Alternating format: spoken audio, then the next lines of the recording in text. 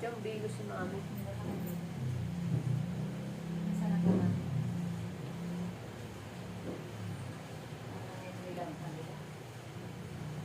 Wala akong dalang bigo.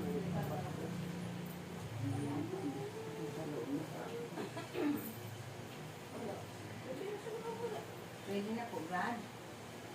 Anong belo? Tayo po tayo. Wala eh. Ang salita ng Diyos ay dapat tanggapin. Ang salita ng Diyos ay dapat nasundin. Sa puso't isip, sana'y laging kamping. Makatulong siya sa ating pasanin. Sa pagtahak dito sa mundo, maraming pagsubok ang natatamo. Pakinggan mo, isa buhay mo. Ang salita ng Diyos ang tanging gabay mo.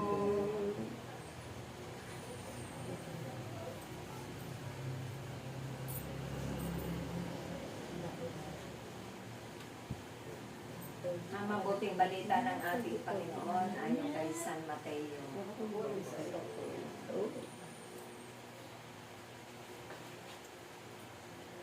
Katuruan tungkol sa kautusan. Huwag ninyong akalaing naparito ako upang ipagwalang bisa ang kautusan at ng mga propeta. Naparito ako hindi upang ipawalang bisa ang mga iyon, kundi upang tuparin. Tandaan ninyo, maglalaho ang langit at ang lupa, ngunit ni isang tuldok o kudlit man ng kautusan ay di mawawalan ng bisa. Hanggat hindi natutupad ang lahat. Kaya't sino mang magpawalang bisa sa kalitlitang bahagi nito at magtuturo ng gayon sa mga tao ay magiging pinakamababa sa kaharian ng langit. Ngunit ang sumusunod sa kautusan at natuturo sa mga tao, natuparin iyon at magiging dakila sa kaharian ng langit. Sinasabi ko sa inyo, kung ang pagsunod ninyo ay kalooban ng Diyos, at tulad lamang ng pagsunod ng mga tagapagturo ng kautusan at mga Pariseo, hindi kayo makakapasok sa kaharian ng langit. Mga kapatid, ito po ang mabuting balita ng ating Panginoon. Pinupuri ka namin, Panginoon. Salita ng Diyos ay dapat tanggapin. Ang salita ng Diyos ay dapat nasundin.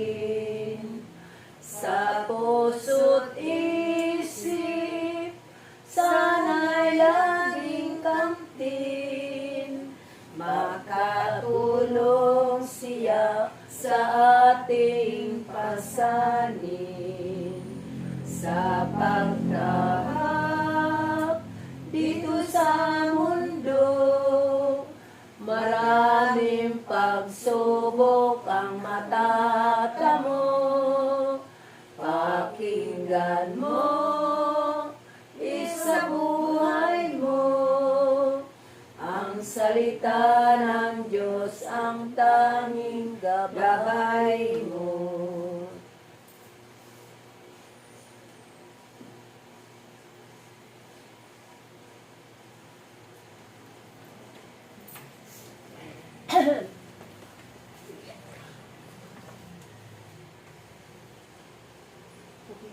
Purihin natin ang ating buhay na Panginoon. Praise Yahweh! Amen. Praise Yahweh! Praise Praise, praise, Yahweh! praise, Praise Yahweh!